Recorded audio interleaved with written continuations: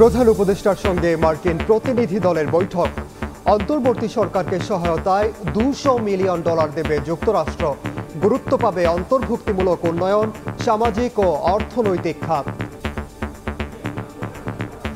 Just signed moments ago our newest development agreement with the interim government that is for over $200 million.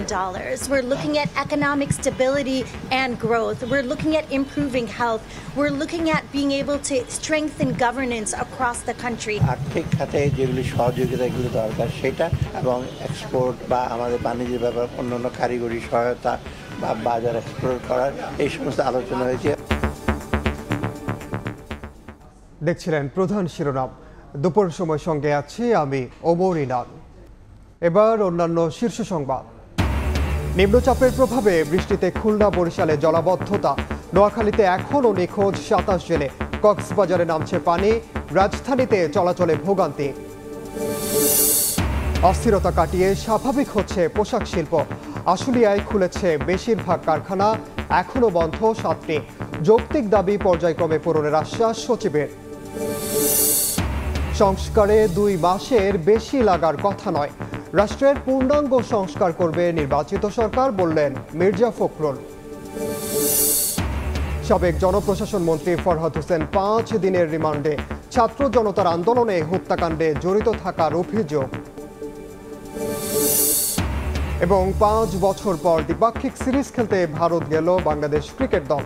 Challenging হলেও ক্রিকেটাররা ছন্দে থাকায় ভালো করার আশা অধিনায়ক শান্ত।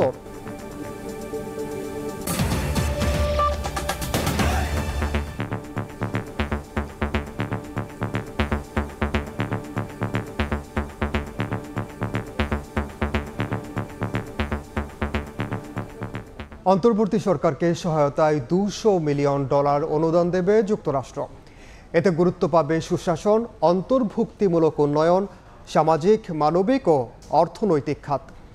রাষ্ট্রীয় অতিথি ভবন পদ্মায় পররাষ্ট্র ও অর্থ উপদেষ্টার সঙ্গে বৈঠক শেষে কথা জানান ইউএসএআইডির উপসহকারী প্রশাসক অঞ্জলি কর। এদিকে প্রধান উপদেষ্টা ডক্টর মোহাম্মদ ইউনূসের সঙ্গেও সাক্ষাৎ করেন মার্কিন প্রতিনিধি দলের সদস্যরা। অন্তর্বর্তী সরকার গঠনের পর প্রথম মার্কিন কোনো প্রতিনিধি দল ঢাকা সফর করছে। রোববার ব্যস্ত দিন কাটছে প্রতিনিধি দলের 6 সদস্যের। রাষ্ট্রীয় অতিথি উপদেষ্টা সালেউদ্দিন আহমেদের সঙ্গে বৈঠক করে মার্কিন প্রতিনিধি দল। পরে অন্তর্বর্তীকালীন সরকারকে সহায়তায় $200 মিলিয়ন অনুদানের চুক্তি স্বাক্ষর করে 2 দেশ। সাংবাদিকদের ইউএসএইডের উপসহকারী প্রশাসক অঞ্জলি কর জানান, সুশাসন, অন্তর্ভুক্তিমূলক উন্নয়ন, সামাজিক, মানবিক ও অর্থনৈতিক সুযোগ বৃদ্ধি খাতে এই অর্থ অনুদান দিল যুক্তরাষ্ট্র। We just signed moments ago our newest development agreement with the interim government that is for over $200 million.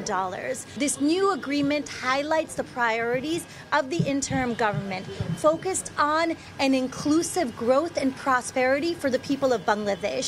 অর্থ উপদেষ্টা জানান, বিদেশে পাচার হওয়া অর্থ ফিরিয়ে আনা সহ কয়েকটি বিষয়েও আলোচনা হয়েছে মার্কিন প্রতিনিধিদের সঙ্গে। বিশেষ করে আর্থিক সংস্কার এবং আর্থিক খাতে যেগুলি সহযোগিতাগুলো দরকার সেটা, আর দ্বিতীয়ত বাণিজ্যে আমরা এক্সপোর্ট ডাইভার্সিফিকেশন এবং এক্সপোর্ট বা আমাদের বাণিজ্যের ব্যাপার অন্যান্য কারিগরি সহায়তা বা বাজার এক্সপ্লোর করার এই সমস্ত আলোচনা হয়েছে। ওরা বলেছে আমরা ডেফিনিট কর্ম পরিকল্পনা নিয়ে আমরা এগুলো তারা এবারে সহযোগিতা করার আশ্বাস দিয়েছে। পরে অন্তর্বর্তী সরকারের প্রধান উপদেষ্টা ডক্টর মোহাম্মদ ইউনূসের সঙ্গে বৈঠক করে মার্কিন প্রতিনিধি দল। রাষ্ট্রীয় অতিথি ভবন যমুনায় ডক্টর ইউনূসের সঙ্গে বৈঠকে উপস্থিত ছিলেন যুক্তরাষ্ট্রের অর্থ বিভাগের অ্যাসিস্ট্যান্ট সেক্রেটারি ব্রেন্ট নেইম্যান ও পররাষ্ট্র দপ্তরের অ্যাসিস্ট্যান্ট সেক্রেটারি ডোনাল্ড লু সহ 6 মার্কিন প্রতিনিধি। এর আগে দিনের শুরুতে পররাষ্ট্র উপদেষ্টার সঙ্গে সাক্ষাৎ করে সফররত 6 সদস্যের মার্কিন প্রতিনিধি দল। মাইমুনা হায়দার চৌধুরী, সময় সংবাদ, ঢাকা। এদিকে অন্তর্বর্তী সরকারের সংস্কার পরিকল্পনা এবং যুক্তরাষ্ট্র কিভাবে সহায়তা করতে পারে সে বিষয়ে মার্কিন প্রতিনিধি দলের পররাষ্ট্র উপদেষ্টার বৈঠকে আলোচনা হয়েছে বলে জানিয়েছেন সচিব মোহাম্মদ জসিমউদ্দিন। র্যাবের সংস্কার নিয়ে যেসব কাজ সরকার করছে সেটাও তাদেরকে অবহিত করা হয়েছে।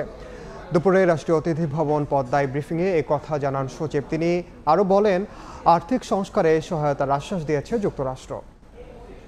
দ্রুততম সময়ের মধ্যে অর্থনৈতিক সংস্কারের বিষয়টি এই সরকারের বিশেষ অগ্রাধিকার বিবেচনায় আর্থিক খাত ও রাজস্ব খাতের সংস্কার, এ বিষয়ে যুক্তরাষ্ট্রের সম্ভাব্য সহযোগিতার ক্ষেত্র, দ্বিপাক্ষিক বাণিজ্য ও বিনিয়োগ বৃদ্ধি, শ্রম পরিবেশ, মানবাধিকার সুরক্ষা, রোহিঙ্গা মানবিক সহায়তা সহ নানা বিষয়ে আমরা আলাপ আলোচনা করেছি। এই মুহূর্তে রাষ্ট্রীয় অতিথি ভবন পদ্মায় আছেন সহকর্মী তাজওয়ার মাহমুদ। বিস্তারিত জানতে সরাসরি যাচ্ছি তার কাছে। তাজওয়ার, যুক্তরাষ্ট্রের অর্থ বিভাগের অ্যাসিস্ট্যান্ট সেক্রেটারি ব্রেন্ট নিম্যানের সঙ্গে পররাষ্ট্র উপদেষ্টা, অর্থ উপদেষ্টা সহ প্রধান উপদেষ্টাও কিন্তু সাক্ষাৎ করেছেন এবং সবশেষ কিছুক্ষণ আগে পররাষ্ট্র সচিব সামগ্রিক বিষয় নিয়ে ব্রিফ করলেন, যাতে যেটুকু বোঝা গেল সেটুকু হলো যে আর্থিক খাতে যে সংস্কার, সেই সংস্কারের দিকে বিশেষভাবে জোর দেওয়াকে কেন্দ্র করে কিন্তু মার্কিন যুক্তরাষ্ট্রের এই উচ্চ প্রতিনিধি দলের সফরটি হয়েছে এবং তারা বিভিন্ন জোনের সঙ্গে অংশীজনের সঙ্গে কথা বলে কিন্তু আর্থিক খাতে সংস্কারের দিকেই জোর দিয়েছেন। এবং যতটুকু আমরা জানতে পারলাম যে বাংলাদেশের আর্থিক সংস্কারের সর্বশেষ পরিস্থিতি কি সেটি বাংলাদেশ সরকারের কাছে জানতে চেয়েছে যুক্তরাষ্ট্রের প্রতিনিধি দল এবং বাংলাদেশ তাদেরকে অবহিত করেছে এবং পাশাপাশি যুক্তরাষ্ট্র এটিও আশ্বস্ত করেছে যে এই আর্থিক সংস্কারে তারা পাশে থাকবে বাংলাদেশের। পাশাপাশি আরও একটি বড় বিষয় হচ্ছে যে বাংলাদেশ থেকে যে বিপুল পরিমাণ অর্থ পাচার হয়েছে গত 15 থেকে 16 বছরে, সেই অর্থ পাচার দেশে ফিরিয়ে আনার একটি মেকানিজম বাংলাদেশ অনেকদিন ধরে খুঁজছে। বিশেষ করে ট্রান্সপারেন্সি ইন্টারন্যাশনাল বাংলাদেশ এবং ট্রান্সপারেন্সি ইন্টারন্যাশনাল ইউএসএ যৌথভাবে কিন্তু একটি চিঠি কিছুদিন আগে যুক্তরাষ্ট্রের ট্রেজারি বিভাগে দিয়েছিল, যাতে পাচার হওয়া যে অর্থ সেটি বাংলাদেশে ফিরে আনা যায়। আমাদের প্রশ্ন ছিল যে সেটার কোনো রকম মেকানিজম কি এখন বাংলাদেশ আলোচনা করেছে কিনা। পররাষ্ট্র সচিবের উত্তর ছিল যে মোটামুটি প্রাথমিকভাবে একটি আলোচনা হয়েছে, তারা পাচারকৃত অর্থ কিভাবে দেশে ফেরানো যায়, তবে সেটি খুবই প্রাথমিক পর্যায়ে আছে, এখনও চূড়ান্তভাবে কিছু হয়নি।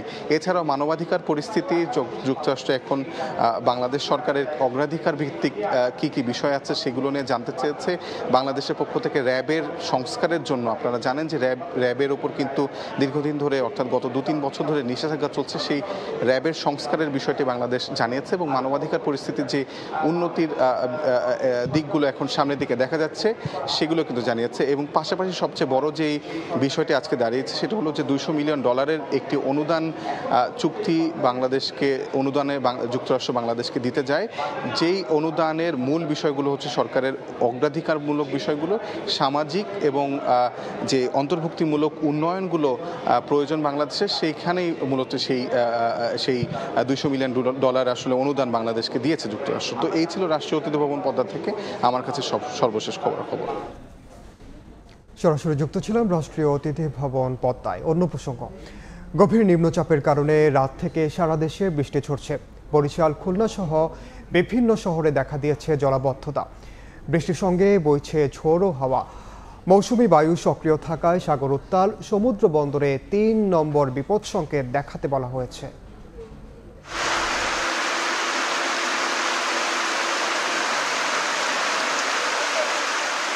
বর্ষাকাল পেরিয়ে ভাদ্রের বিদায়বেলায় প্রকৃতিতে পুরো দস্তুর বর্ষার রূপ। কখনো গুড়ি গুড়ি, কখনো মুষলধারে বৃষ্টি ঝরছে দেশ জুড়ে। শরতের স্বচ্ছ আকাশে গুমোট অবস্থা জানান দিচ্ছে বঙ্গোপসাগরে গভীর নিম্নচাপের অস্তিত্বকে। ক্ষণে ক্ষণে সাগর উত্তাল হয়ে উঠছে, বড় বড় ঢেউ আছড়ে পড়ছে সৈকতে। মৌসুমী বায়ু সক্রিয় থাকায় রাতভর বৃষ্টি ঝরেছে দেশের বিভিন্ন স্থানে। বরিশাল, খুলনা সহ বিভিন্ন জেলায় প্রধান প্রধান সড়ক সহ অধিকাংশ রাস্তাঘাট পানিতে তলিয়েছে। জলাবদ্ধতায় নাকাল নগরবাসী। অনেকের বাসাবাড়িতে পানি ঢুকে পানিবন্দী নিম্নাঞ্চলের মানুষ। বৃষ্টির সঙ্গে ঝড়ো হাওয়া ও বিদ্যুৎ বিভ্রাটের কারণে ভোগান্তি আরও বেড়েছে। প্রচুর ভোগান্তি, যে ভোগান্তির আসলে কোনো শেষ নাই। একটু বৃষ্টি হইলেই পানি জমে যায়, এমন কোনো রোড নাই, অলিগলি নাই যে মনে করেন পানি না আছে। ড্রেন করেছে ঠিকই, কিন্তু পানি তো এখনো আটশো পানি। পটুয়াখালীতে সর্বোচ্চ বৃষ্টিপাতের রেকর্ড হয়েছে। বৈরী আবহাওয়ায় সমুদ্র বন্দরগুলোকে 3 নম্বর স্থানীয় সতর্ক সংকেত দেখিয়ে যেতে বলা হয়েছে এবং মাছ ধরার ট্রলারগুলোকে এখনো সতর্ক অবস্থানে থাকতে বলা হয়েছে। যে বৃষ্টি হয়েছে আমার বয়সেও আমি এত বৃষ্টি দেখি নাই। পানিতে গিয়ে আমি গাও গরম তলাই গেছে, বস্তি কি তাই হ্যাঁ ডুবে গেছে। বৃষ্টিতে রান্না খাওয়া সব বন্ধ হয়ে গেছে, ঘরের ভিতর হাঁটু সমান পানি। এদিকে কক্সবাজারে বৃষ্টিপাত কমে যাওয়ায় নামতে শুরু করেছে পানি আর ভেসে উঠছে সদর উপজেলা, উখিয়া, টেকনাফ ও চকরিয়া এলাকার ক্ষয়ক্ষতি। তবে ঘরে ফেরা মানুষগুলো রয়েছে চরম দুর্ভোগে। লাবিব হাসান, সময় সংবাদ। সবশেষ অবস্থা জানাতে এই মুহূর্তে বরিশালের বটতলায় আছেন সহকর্মী অপূর্ব অপু এবং পটুয়াখালী শহরে আছেন মনির হোসেন বাদল। প্রথমেই সরাসরি যাচ্ছে অপুর কাছে। বরিশালে গতকালকে থেকেই টানা বৃষ্টিপাত হচ্ছে এবং বরিশাল শহরের অধিকাংশ প্রধান প্রধান সড়ক সহ আশপাশের বিভিন্ন অলিতে গলিতে এখন হাঁটু পানি জমে গেছে। এই মুহূর্তে আমি আছি বরিশাল শহরের বটতলা এলাকায়। এখানে স্বাভাবিক চোখে দেখলে মনে হতে পারে যে নদী কিংবা খাল, কিন্তু তা নয়, একেবারেই এটি দুটি প্রশস্ত সড়ক। কিন্তু এই দুই সড়কের পাশেই দেখুন কিভাবে হাঁটু পানি জমেছে এবং এই এলাকার মানুষরা কিন্তু, আমরা যখন এখানে এসেছি ক্যামেরা নিয়ে, তখন এক ধরনের বিক্ষুব্ধ প্রতিক্রিয়া দেখিয়েছে।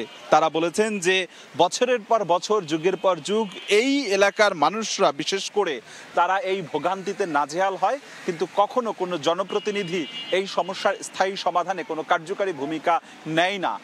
সামান্য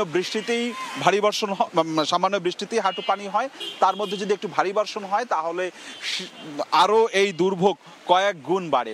স্থানীয় আবহাওয়া অফিসে জানিয়েছে আজকে সকাল 9টা পর্যন্ত গত 24 ঘন্টায় 178.8 মিলিমিটার বৃষ্টিপাত রেকর্ড করা হয়েছে এবং এটি আগামীকাল সোমবার অবধি পর্যন্ত বৃষ্টিপাত অব্যাহত থাকবে। তবে সেই সাথে সাথে কিন্তু আসলে আগামী পরশু দিনকে পূর্ণিমা রয়েছে। পূর্ণিমার জো থাকার কারণে এই যে নদীতে যে পানি বেড়েছে বা এই যে শহরের যে পানি, সেটি আসলে আরো বাড়বে বলে বা এইরকমটা স্থিতিশীল অবস্থা থাকবে বলে ধারণা করা হচ্ছে।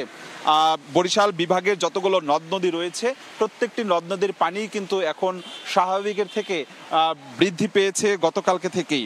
এবং আমরা বিভিন্ন এলাকায় খোঁজ দেওয়ার চেষ্টা করেছিলাম, আশপাশের নিম্ন এলাকার কিন্তু পানিতে তলিয়ে গেছে ঘরবাড়ি। বিভিন্ন মানুষের ঘরবাড়িতে পানি ওঠায় পানিবন্দী হয়েছে বিভিন্ন এলাকায়।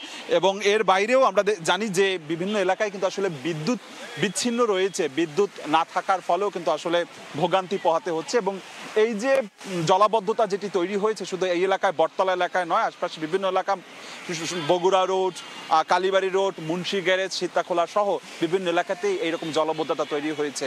বরিশাল বিভাগেই এইরকম একটা নাকাল অবস্থা তৈরি হয়েছে। আমরা একটু যেতে চাই আমাদের পাশের জেলা পটুয়াখালীতে, সহকর্মী মনির হোসেন বাদলের কাছ থেকে জানবো পটুয়াখালীর খবরাখবর।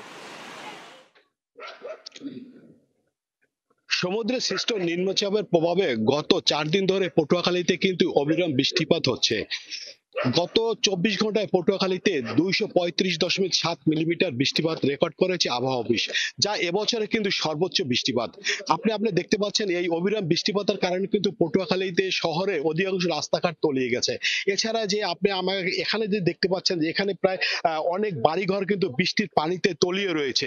এই যে জলাবদ্ধতার কারণে কিন্তু সাধারণ মানুষ কিন্তু যারা গৃহবন্দী অবস্থায় রয়েছে।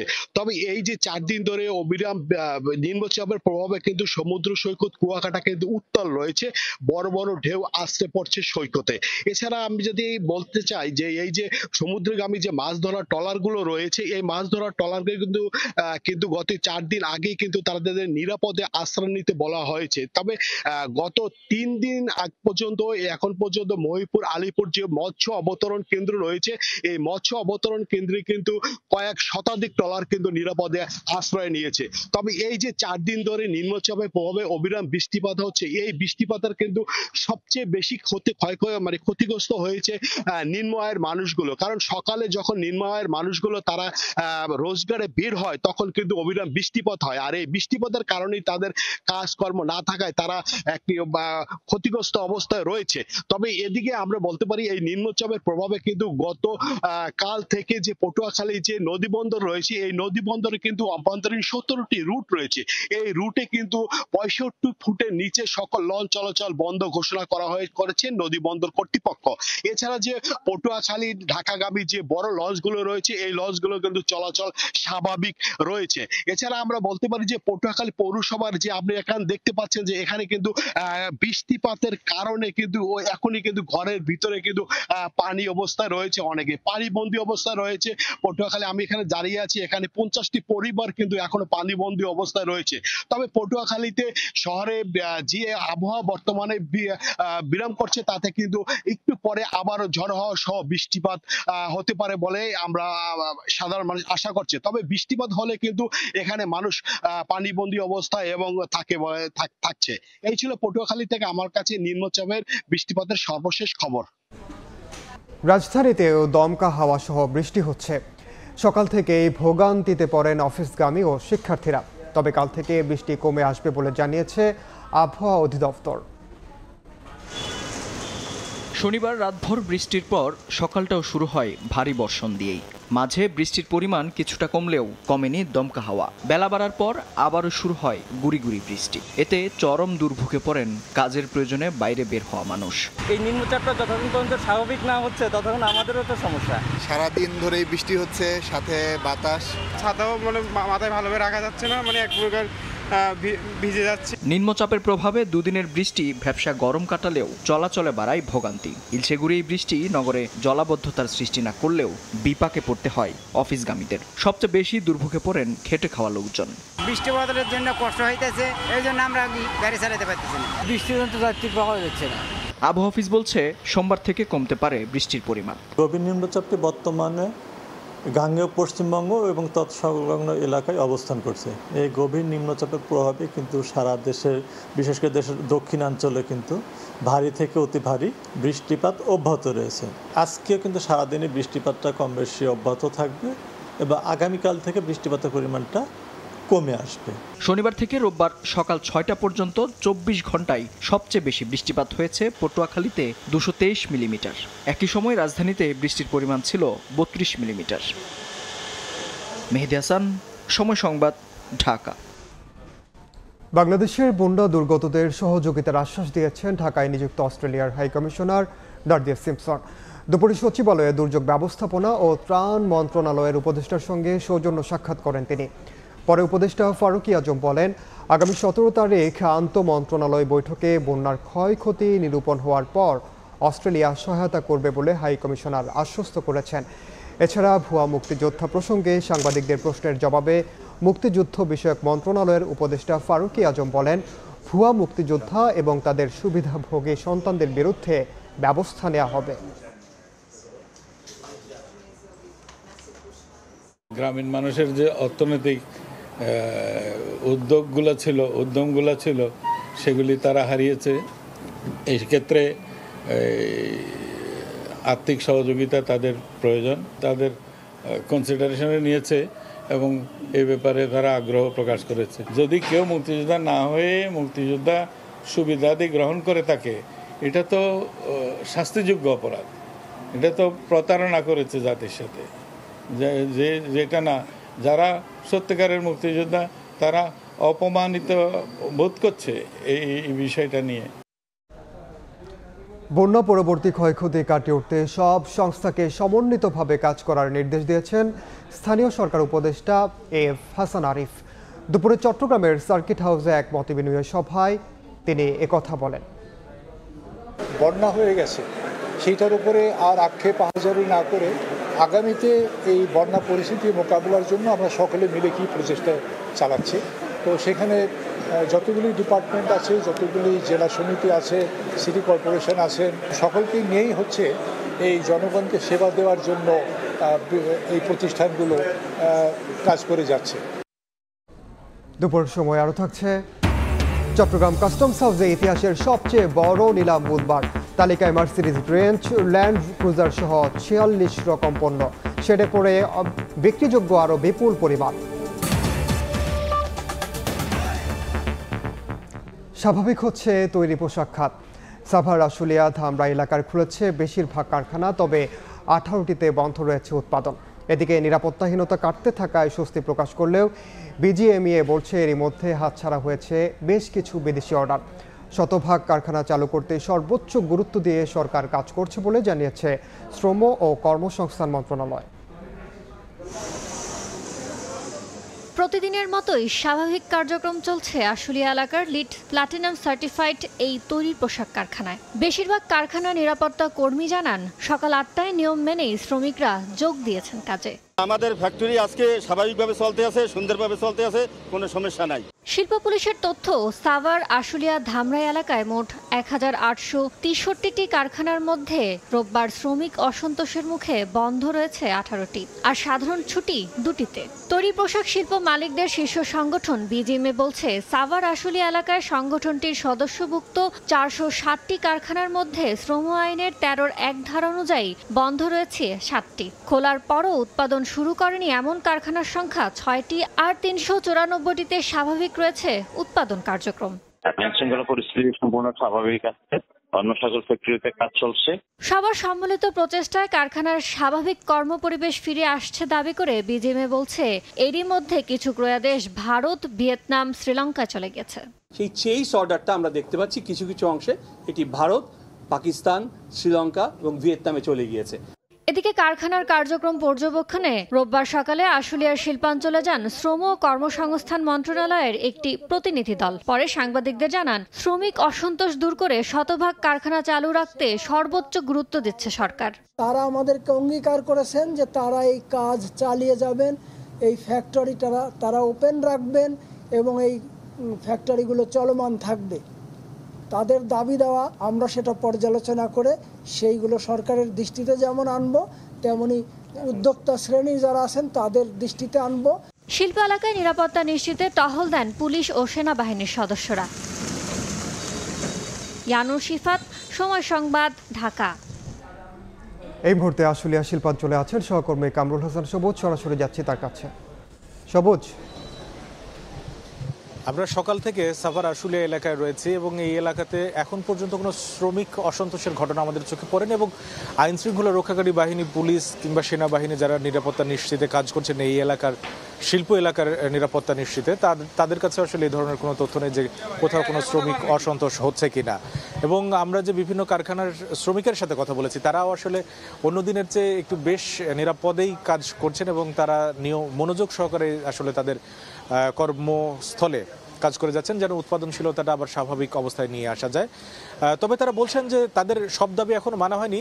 মালিকপক্ষ আশ্বাস দিয়েছেন যেটি আসলে তাদের সাথে ক্রমান্বয়ে যৌক্তিকতার ভিত্তিতে সেই দাবিগুলো তারা মেনে নেবেন, মালিকপক্ষ যেটি আশ্বাস দিচ্ছেন। এবং আজকে যেটা এই এলাকার শ্রম পরিবেশ দেখতে শ্রম কর্মসংস্থান মন্ত্রণালয়ের যে প্রতিনিধি দল এসেছেন, তারাও আসলে এই এলাকা থেকে ঘুরে ফিরে যেটা দেখছেন যে আগের চেয়ে কর্মপরিবেশ বেশ উন্নত এবং আশা করছেন খুব শিগগিরই হয়তো যে স্বাভাবিক কার্যক্রমের ভেতরে চলে আসবে এই এলাকার শিল্প প্রতিষ্ঠানগুলো। এবং আমরা যদি বলি যে বিজিএমইর যেটা আশঙ্কার জায়গা এখন হয়তোবা শ্রমিকদের সাথে কথা বলে বা শ্রমিক প্রতিনিধিদের সাথে কথা বলে যে শ্রম অসন্তোষের বিষয়টি সেটি কাটিয়ে ওঠা সম্ভব হবে, কিন্তু এরই মধ্যে বেশ কিছু অর্ডার আসলে ক্রয়াদেশ বিভিন্ন দেশে চলে গেছে, বিশেষ করে ভারত, ভিয়েতনাম বা শ্রীলঙ্কায়। সেগুলোকে আবার ফিরিয়ে নিয়ে আসা কিংবা যে শ্রমিক অসন্তোষের কারণে যে ভাবমূর্তির সংকটটা তৈরি হয়েছে ইতিমধ্যে, সেটি আসলে ফিরিয়ে নিয়ে আসাটাকেই তারা চ্যালেঞ্জ হিসেবে দেখছেন। এবং আমি যদি তথ্যের ভিত্তিতে বলি তাহলে শিল্প পুলিশের তথ্য যে সাভার, আশুলিয়া, ধামরাই এলাকায় মোট 1863টি যে কারখানা রয়েছে, সেই কারখানার ভেতরে মোটামুটিভাবে 18টি কারখানা বন্ধ রয়েছে, সব মিলিয়ে সেটি তৈরি পোশাক বা অন্যান্য খাতের মিলিয়ে যে 18টি কারখানা বন্ধ রয়েছে। এর ভেতরে পোশাক খাতের যে কারখানা বন্ধ রয়েছে 6টি কারখানা বন্ধ রয়েছে। এটি হচ্ছে 13-র 1 ধারা অনুযায়ী শ্রম আইনের, অর্থাৎ এই সব কারখানায় যতদিন পর্যন্ত আবার উৎপাদন শুরু না হবে ততদিন পর্যন্ত শ্রমিকরা বেতন পাবেন এইভাবে। আর 6টি কারখানা চালুর পরে আবার বন্ধ হয়ে গেছে। তো এই ছিল আমার কাছে সাভার আশুলিয়া এলাকার শিল্প এলাকার পরিবেশের এই মুহূর্তের সবশেষ খবর। সরাসরি যুক্ত ছিলাম আশুলিয়া শিল্পাঞ্চলে। সংস্কারে 2 মাসের বেশি সময় লাগার কথা নয় উল্লেখ করে বিএনপি মহাসচিব মির্জা ফখরুল ইসলাম আলমগীর বলেছেন, রাষ্ট্রের পূর্ণাঙ্গ সংস্কার করবে নির্বাচিত সরকার। আন্তর্জাতিক গণতন্ত্র দিবস উপলক্ষে সংবাদ সম্মেলনে তিনি আরও বলেন, স্বৈরাচার বিরোধী আন্দোলনে জুলাই থেকে 13 আগস্ট পর্যন্ত বিএনপির 422 নেতাকর্মী নিহত হয়েছেন। তাই আন্দোলনে বিএনপির অবদানকে খাটো করে দেখার কোনো সুযোগ নেই। সংবাদ সম্মেলন করেন দলের মহাসচিব মির্জা ফখরুল ইসলাম আলমগীর। সংবাদ সম্মেলনে মির্জা ফখরুল বলেন, বারবারই ফ্যাসিস্ট আওয়ামী লীগের টার্গেটে ছিল বিএনপি। বৈষম্য বিরোধী ছাত্র আন্দোলন ও স্বৈরাচার বিরোধী 1 দফা আন্দোলনে চলতি বছরের জুলাই থেকে 13 আগস্ট পর্যন্ত সারা দেশে বিএনপির 422 নেতাকর্মীকে হত্যা করা হয়েছে, যাদের মধ্যে 113 জন ছাত্রদল নেতা। স্বৈরাচারের পতন ঠেকাতে আওয়ামী লীগ বরাবরের মতোই বিএনপিকে প্রধান প্রতিপক্ষ হিসেবে চিহ্নিত করে এবং আন্দোলনকে দমন করতে নিপীড়নের মাত্রা বাড়িয়ে দেয়। 13 আগস্ট পর্যন্ত সমগ্র বাংলাদেশে শহীদ হন 875 জন মানুষ, যার মধ্যে কমপক্ষে 422 জন বিএনপি রাজনীতির সঙ্গে জড়িত। জনগণের ভোটের অধিকার ফিরিয়ে দিতে, দেশ সংস্কারের পাশাপাশি নির্বাচনকে গুরুত্ব দিতে অন্তর্বর্তী সরকারের প্রতি আহ্বান জানান মির্জা ফখরুল। অতি দ্রুত যে সংস্কারের কাজে তারা হাত দিয়েছেন, আমরা মনে করি এই কাজগুলো দরকার। এই কাজগুলোকে খুব দ্রুত শেষ করে একটা নির্বাচনের দিকে যাওয়া, যে নির্বাচনটা একটা নিরপেক্ষ সরকারের অধীনে নির্বাচন হবে। আমার তো মনে হয় অতি দ্রুত, এটা 2 মাস লাগার কথা না, এবং 2 মাসের মধ্যেই উনি যদি দিয়ে দেন তার একটা নির্বাচন করে ফেলতে হবে। আগামীতে নির্বাচিত সরকার রাষ্ট্রের প্রতিটি অবকাঠামোতে সংস্কার করে জনবান্ধব করবে বলেও আশাবাদ ব্যক্ত করেন মির্জা ফখরুল ইসলাম। জনগণ ভোট দিয়ে তাদের প্রতিনিধি নির্বাচন করবে, তারপরেই আপনার বাকি কাজগুলো করা সম্ভব। মার্জিয়া মুমু, সময় সংবাদ, ঢাকা।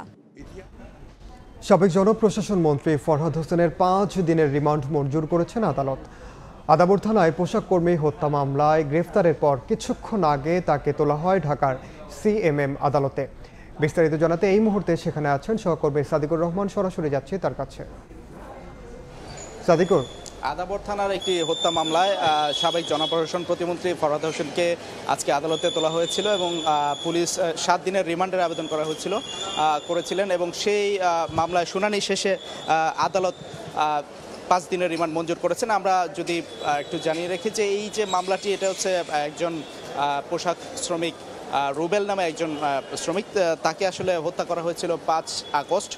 আসলে যখন এই সাবেক যে আওয়ামী লীগ সরকারের পতন হয় সেই দিনে কিন্তু আসলে তারা মিছিল বের করেছিলেন রুবেল সহ আরও অনেকে, এবং তখন কিন্তু তাদের উপরে পুলিশ এবং ছাত্রলীগ যুবলীগ গুলি চালিয়েছেন বলে এই মামলায় অভিযোগ করা হয়েছে এবং সেই গুলিতেই তার মৃত্যু হয়েছে। সেই জন্য তাকে তার যে 22 আগস্ট একটি মামলা করেছেন এই রুবেলের বাবা, সেই মামলায় কিন্তু তাকে গ্রেফতার দেখানো হয়েছে। আমরা জানেন যে আসলে এই জনপ্রশাসন প্রতিমন্ত্রী ফরহাদ হোসেনকে গতকালকে কিন্তু ইস্কাটন এলাকা থেকে কিন্তু গ্রেফতার করা হয়েছিল, আটক করা হয়েছিল এবং পরে এই মামলায় তাকে গ্রেফতার দেখানো হয় এবং তাকে এখন থেকে প্রায় 1 ঘন্টা আগে আদালতে তোলা হয় এবং আদালতে 7 দিনের রিমান্ডের পক্ষে কিন্তু আসামি রাষ্ট্রপক্ষ যুক্তি তর্ক তুলে ধরেছেন যে আসলে এই যে আসামি ফরহাদ হোসেন সহ যে এই মামলায় যে আরও আসামি আছে, সাবেক প্রধানমন্ত্রী শেখ হাসিনা এবং সাবেক আওয়ামী লীগের সাধারণ সম্পাদক ওবায়দুল কাদের, এই সহ আরও অনেকে আসামি আছেন যাদের নির্দেশে এই পুলিশ এবং আওয়ামী লীগের নেতাকর্মীরা গুলি চালায় এবং তাতে কিন্তু গুলিবিদ্ধ হয়ে এই রুবেল মারা যান। এবং এই শুধুমাত্র রুবেল নয়, অনেকেই কিন্তু হত্যাকাণ্ড হয়েছেন, অনেকেই মারা গেছেন, এই অনেক মামলায় কিন্তু আরও হয়েছে। তো আমরা আসলে কিছুক্ষণ আগে তাকে আদালত থেকে নামিয়ে আদালতে আদেশ হওয়ার পর তাকে গারদে নেওয়া হয়েছে এবং সেখান থেকে কিন্তু তাকে রিমান্ডের কার্যক্রম শুরু হবে। এই ছিল এখান থেকে সবশেষ তথ্য। পাঠ্য বইয়ে দলীয় উক্তি শেখ হাসিনার নাম যুক্ত করতে মন্ত্রণালয়ের লোগোতে পরিবর্তন আনা হয়েছিল। ইতিহাসের বইয়ে উপেক্ষিত ছিলেন মুক্তিযুদ্ধে ভূমিকা পালনকারী অনেকে। একে বিকৃতি আখ্যা দিয়ে পাঠ্যপুস্তকে নির্মোহ ইতিহাস তুলে ধরার আহ্বান ইতিহাসবিদদের। আর সঠিক ইতিহাস তুলে ধরতে বই সংশোধনের কাজ শুরু হয়েছে বলে জানিয়েছে জাতীয় শিক্ষাক্রম ও পাঠ্যপুস্তক বোর্ড। প্রাথমিক ও মাধ্যমিক পর্যায়ের প্রতিটি পাঠ্যপুস্তকের প্রচ্ছদে জাতীয় শিক্ষাক্রম ও পাঠ্যপুস্তক বোর্ডের লোগো থাকাই ছিল রীতি, কিন্তু আওয়ামী লীগ সরকারের আমলে বইয়ের ব্যাক কাভারে যুক্ত করা হয় সে সময়ের সরকার প্রধান শেখ হাসিনার উক্তি। শেখ হাসিনার নাম যুক্ত করতে গিয়ে বদলে যায় শিক্ষা মন্ত্রণালয়ের লোগো। বাংলাদেশ সৃষ্টির পেছনে যাদের ভূমিকা ইতিহাসে স্বীকৃত তাদের অনেকের নাম মুছে ফেলা হয়, অনেকের জায়গা হয় 1 থেকে 2 লাইনে। উপেক্ষা করা হয় মৌলানা আব্দুল হামিদ খান ভাসানী, তাজউদ্দিন আহমেদ ও জিয়াউর রহমান সহ অনেকের অবদান। এসবের ফলে পাঠ্যপুস্তক গ্রহণযোগ্যতা হারিয়েছে বলে মনে করেন অনেকেই। যেটা বিগত সরকার করেছে, কিছু মানুষকে বড় করতে চেয়েছে, কি একটা পরিবারকে সারা দেশের উপরে এক ধরনের চাপিয়ে দেওয়ার চেষ্টা করেছে, এতে কোনো ভালো কিছু হয় না। সরকার পরিবর্তনের পর শিক্ষা সংস্কারের আওতায় শুরু হয়েছে পাঠ্যপুস্তক সংশোধন প্রক্রিয়া। পাঠ্যপুস্তকে নির্মোহভাবে ইতিহাসের উপস্থাপনা করা কেন জরুরি সে বিষয়ে বলছিলেন এই ইতিহাসবিদ। ইতিহাসের কম বেশি সকলেই জানে কার কি অবদান আছে, সেই অবদানটা খালি যথাযথ জায়গায় তার প্রতিস্থাপন, এটি কিন্তু আমাদের কাছে এখন ন্যূনতম দাবি। যে কাউকে দেবত্ব আরোপ করার প্রয়োজন নাই, আবার কাউকে খলনায়কে পরিণত করার প্রয়োজন নাই। যিনি যে অবদানটুকু রেখেছেন তার সেইটুকু যদি ইতিহাসে আমরা পাই, সেটি হবে এখন এই মানুষের জন আকাঙ্ক্ষার প্রতিফলন। জাতীয় শিক্ষাক্রম ও পাঠ্যপুস্তক বোর্ড বলছে, চলমান সংশোধন প্রক্রিয়ায় ইতিহাসে যার যে অবদান তা পক্ষপাতহীনভাবে তুলে ধরা হবে। যে বইগুলো পরিমার্জন করা হচ্ছে সেখানে ইতিহাসের সঠিক ইতিহাসের যারা যে অবদান যতটুকু রেখেছেন তার মূল্যায়ন যেন আমরা পাঠ্যপুস্তকের প্রতিফলন যথাযথভাবে আমরা দেব। আমরা সচেতনভাবে এই কাজটা করব, যাতে এ ধরনের কেউ অতিমূল্যায়িত আর কেউ একদমই অবমূল্যায়িত যেন না হন, সেটা আমরা রক্ষা করে চলব। পাঠ্যপুস্তক সবার কাছে গ্রহণযোগ্য করতে সব ধরনের চেষ্টা করা হচ্ছে বলে জানিয়েছে বোর্ড। অধিকার আছে। শাকির আহমেদ, সময় সংবাদ, ঢাকা। বিদ্যুৎ ও জ্বালানি খাত সবচেয়ে বেশি বৈদেশিক ঋণ পেলেও লোডশেডিং থেকে মুক্তি মেলেনি। 15 বছরে বিদ্যুৎ উন্নয়ন বোর্ডের লোকসান ঠেকেছে 2 লাখ কোটি টাকার উপরে। মেগা প্রকল্পের আড়ালে দুর্নীতি এর কারণ বলছেন বিশেষজ্ঞরা। অনিয়মে জড়িতদের বিরুদ্ধে দ্রুত ব্যবস্থার তাগিদ আইনজ্ঞদের। বিস্তারিত আলামিন তুষারের রিপোর্টে। গেল এক যুগে রূপপুর পারমাণবিক বিদ্যুৎ কেন্দ্র, মাতারবাড়ি কয়লাভিত্তিক বিদ্যুৎ কেন্দ্রের মতো একগুচ্ছ মেগা প্রকল্পের মাধ্যমে বিদ্যুৎ খাত আমূল বদলে দেওয়ার বড় কর্মযজ্ঞ চলে দেশে। তবে বিশ্বব্যাংক, এশীয় উন্নয়ন ব্যাংক সহ বৈশ্বিক বিভিন্ন আর্থিক সংস্থার পর্যালোচনায় উঠে আসে এসব প্রকল্পের নির্মাণ ব্যয় অন্যান্য দেশের তুলনায় অনেক বেশি। বৈদেশিক ঋণের উপর ভর করে চলে এসবের বাস্তবায়ন। বাংলাদেশ ব্যাংকের হিসাবে শুধু গেল 8 বছরেই বিদেশি ঋণের পরিমাণ বেড়েছে প্রায় দ্বিগুণ। আর অর্থনৈতিক সম্পর্ক বিভাগের flow of external resources into Bangladesh প্রতিবেদন বলছে, শুধু বিদ্যুৎ ও জ্বালানি খাতে গেল 1.5 দশকে বৈদেশিক ঋণ এসেছে বর্তমান ডলার মূল্যে প্রায় 19,000 কোটি টাকা। তারপরও লোডশেডিং মুক্ত হয়নি দেশ। সঙ্গে গেল 15 বছরে বিদ্যুৎ উন্নয়ন বোর্ডের লোকসান ঠেকেছে 2 লাখ কোটি টাকার উপরে।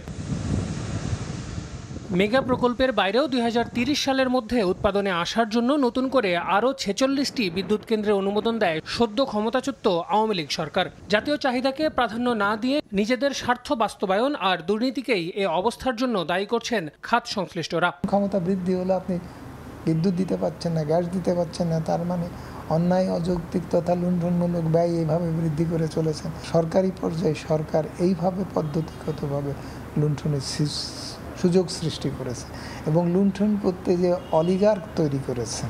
বিদ্যুৎ ও জ্বালানি সেবা লুণ্ঠনমুক্ত হতে হবে, মুনাফা মুক্ত হতে হবে এবং সরকারি সেবা হতে হবে।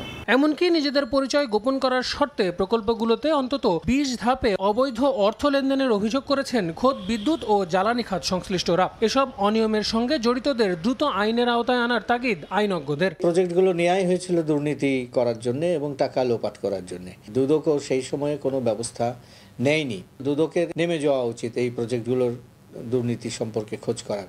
আদালতে যাতে করে মামলা দ্রুত বিচার হয় সেই ব্যবস্থাটাও, সেই পথটাও এখন তৈরি করা দরকার। সকল অনিয়ম পেছনে ফেলে আগামীর বাংলাদেশে সব প্রকল্প বাস্তবায়নে জনচাহিদা আমলে নিয়ে জবাবদিহিতা নিশ্চিত করে কাজ করবেন নীতি নির্ধারকরা, এমন তাগিদ সংশ্লিষ্টদের।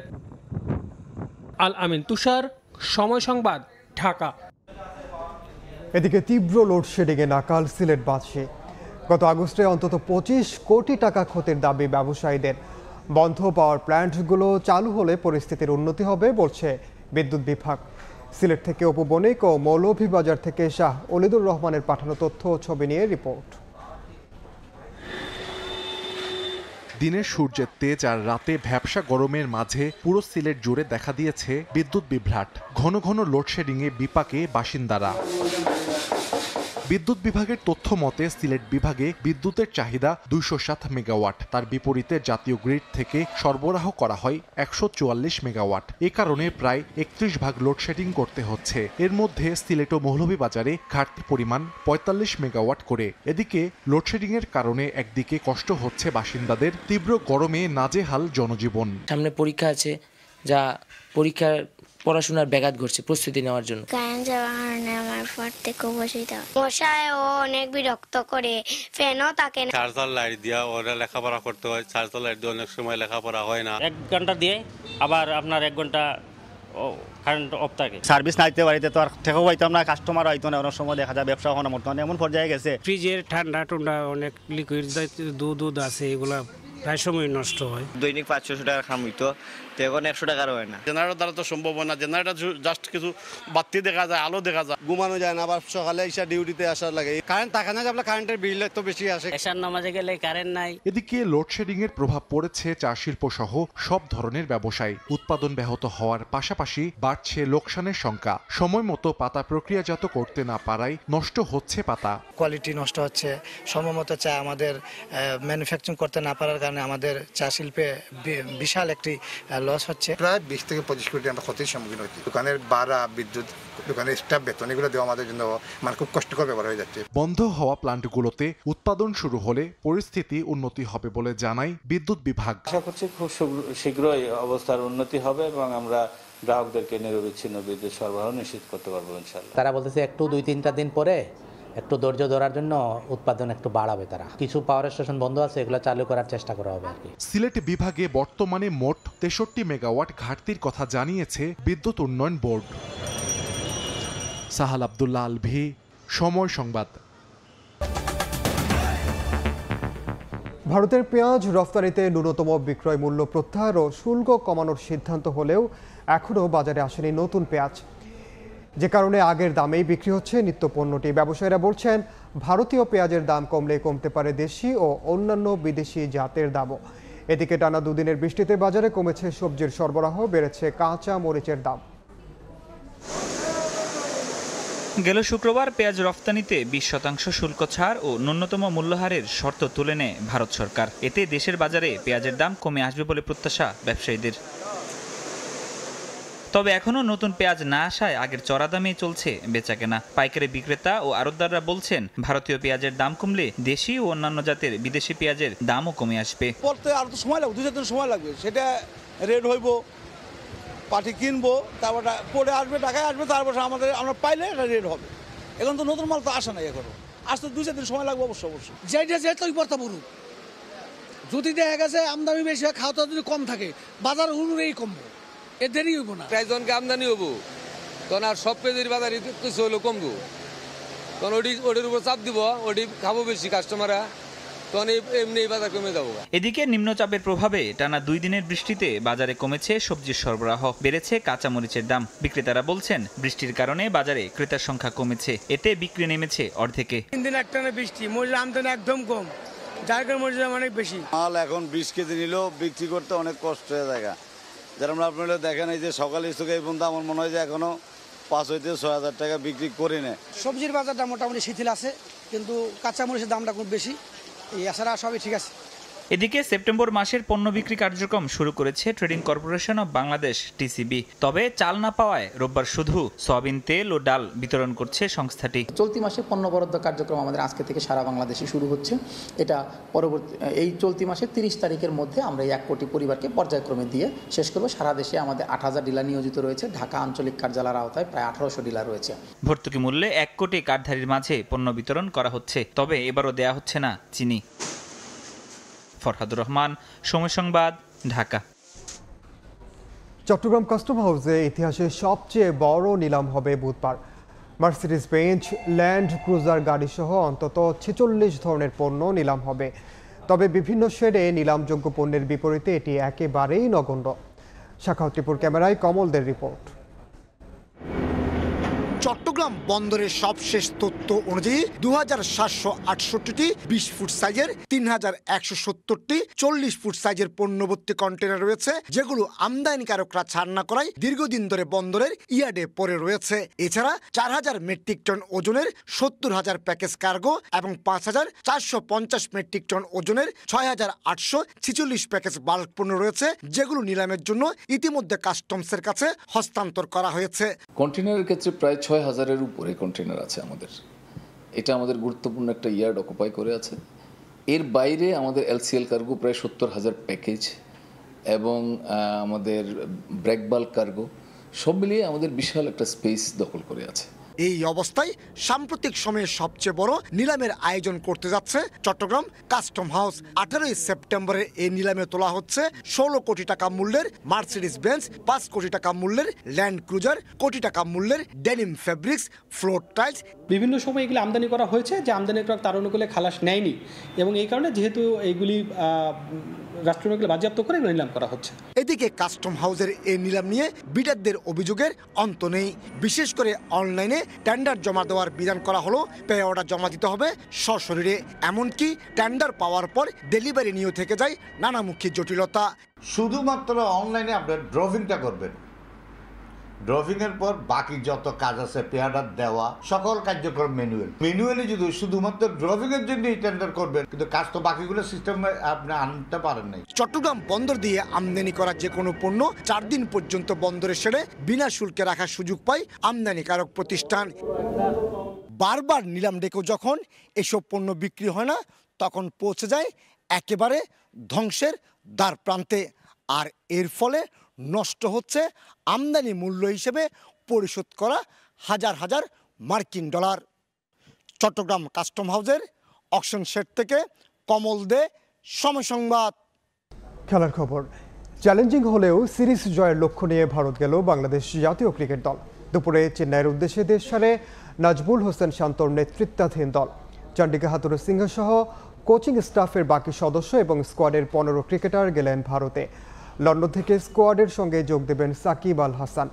চেন্নাইয়ে প্রথম টেস্ট শুরু 19 সেপ্টেম্বর। পাকিস্তানে লেটার মার্কস পাওয়া টাইগারদের এবার মিশন ইন্ডিয়া। টেস্ট চ্যাম্পিয়নশিপের পয়েন্ট টেবিলে উন্নতির গ্রাফ ধরে রাখতে ইতিহাস বদলাতে হবে শান্তর নেতৃত্বাধীন বাংলাদেশ দলকে। এখন পর্যন্ত ভারতের মাটিতে খেলা 3 টেস্টের কোনোটাতেই প্রতিদ্বন্দ্বিতা করতে পারেনি বাংলাদেশ। 2017-র প্রথম টেস্ট বাদে 2019-এর 2 ম্যাচেই ইনিংস ব্যবধানে হার। এবারও যে সিরিজটা কঠিন হবে তা স্বীকার করলেন খোদ টাইগার অধিনায়ক। তবুও জয়ই যে একমাত্র লক্ষ্য সেটাও জানিয়েছেন। প্রত্যেকটা সিরিজে একটা অপরচুনিটি। আমরা 2টা ম্যাচে জেতার জন্য খেলবো এবং জেতার জন্য যে জিনিসগুলো ইম্পর্টেন্ট, প্রসেসটা ইম্পর্টেন্ট। সো আমাদের লক্ষ্য ওটাই থাকবে যে আমাদের কাজটা আমরা ঠিকমতো করতে পারছি কিনা। সো আমরা যদি আমাদের কাজটা ঠিকমতো করতে পারি অবশ্যই ভালো রেজাল্ট সম্ভব, but it is going to be very challenging. তবে বাংলাদেশকে আত্মবিশ্বাস যোগাচ্ছে সবশেষ পাকিস্তান সিরিজ। রাওয়ালপিন্ডিতে ছড়ি ঘুরিয়েছেন পেসাররা। ভারতে স্পিন বান্ধব উইকেট পাওয়ার সম্ভাবনাই বেশি। শান্ত আশা রাখতে চান তাইজুল, মিরাজ, নাইমদের ওপর। স্পিনারদের আমাদের খুব ভালো এক্সপেরিয়েন্স আছে, যে কোনো কন্ডিশনে বল করার ওই অ্যাবিলিটিটা আছে। সো আমি এতটুকু বলতে পারি পেসার, স্পিনার এবং ব্যাটসম্যান যারাই খেলবেন এই সিরিজটা, প্রত্যেকটা প্লেয়ার 100% দিনটা ওনার ভালোই হয়েছে। বোলিংটা যদিও ব্যাটিংয়ে রান করতে পারেননি, বাট আমার মনে হয় প্রিপারেশান খুব ভালো হয়েছে ওনার এবং আমি আশা করি যে এই সিরিজে উনি ভালো কিছু করবেন। ভারতের মাটিতে সিরিজ জিততে হলে ভাঙতে হবে গত এক যুগের রেকর্ড। 2012 সালে যা করে দেখিয়েছিল ইংল্যান্ড, এরপর থেকে শেষ 12 বছরে টানা 17 সিরিজ জিতেছে ম্যান ইন ব্লু। সাব্বির মিথুন, সময় সংবাদ, ঢাকা। এ পর্যায়ে শীর্ষ সংবাদগুলো জানিয়ে দিচ্ছি আরেকবার। অন্তর্বর্তী সরকারকে সহায়তায় $200 মিলিয়ন দেবে যুক্তরাষ্ট্র। প্রধান উপদেষ্টার সঙ্গে মার্কিন প্রতিনিধি দলের বৈঠক। পাচার হওয়া অর্থ ফেরাতে সহযোগিতা চেয়েছে বাংলাদেশ। নিম্নচাপের প্রভাবে বৃষ্টিতে খুলনা বরিশালে জলাবদ্ধতা। নোয়াখালীতে এখনও নিখোঁজ 27 জেলে। কক্সবাজারে নামছে পানি। রাজধানীতে চলাচলে ভোগান্তি। এবং অস্থিরতা কাটিয়ে স্বাভাবিক হচ্ছে পোশাক শিল্প। সাভারে খুলেছে বেশিরভাগ কারখানা, এখনও বন্ধ 18টি। যৌক্তিক দাবি পর্যায়ক্রমে পূরণের আশ্বাস সচিবের।